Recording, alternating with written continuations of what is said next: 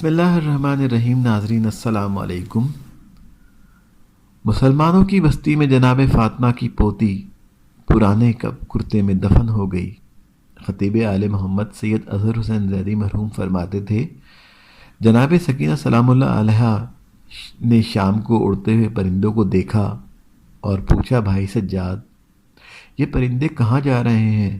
فرمایا، اپنے گھروں کو جا رہے ہیں۔ پوچھا، کبھی ہم بھی اپنے گھروں کو واپس جائیں گے؟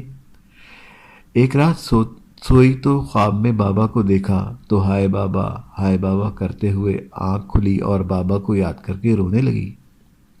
بچی کی رونے کی آواز نے یزید لعین کے محلے داروں کو جگایا کہ ظالم بچی کو باپ کو یاد کرتی ہے، کچھ خیال کر۔ ظالم یزید لعین نے باپ کا سر دے دیا۔ باپ کے سر مبارک کی خوشبو سونگھ کر کہا، میرے بابا آ گئے، اور بابا کو کہا، بابا میرے کان دیکھیں، مجھے تنہا چھوڑ گئے، میری اماں کی چادر چھن گئی۔ یہ کہہ کر بابا کے منہ پر منہ رکھ کر رکھا اور کافی دیر تک نہ اٹھایا۔ جناب زینب سلام اللہ علیہ نے کہا کہ سجاد بیٹا دیکھو سکینہ کو۔ سید سجاد نے دیکھا تو کہا، بیبیو سب انا للہ و انا الیہ راجعون پڑھ لو، میری بہن اس دنیا سے رخصت ہو گئی۔ مسلمانوں کی بستی میں جناب فاطمہ زہرا کی پوتی پرانے کرتے میں دفن ہو گئی۔ ہائے سکینہ، ہائے پیاس، ہائے عباس، ہائے زندان شام، ہائے سید سجاد۔ آغوش میں زینب کی جس بچی کی میت ہے، تنویر امامت ہے، تصویر رسالت ہے۔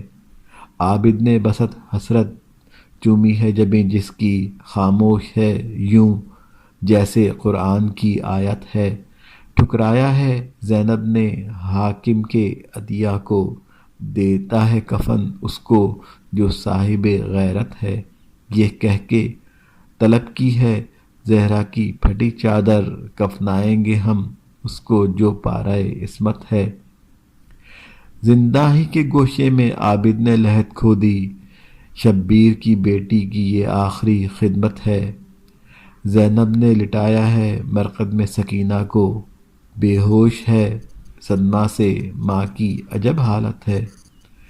مرقد میں عزیزوں نے ایک حلقہ بنایا ہے، زندان مصیبت میں یہ مجلس غربت ہے۔ ڈاکٹر آغا مسعود رضا خاکی۔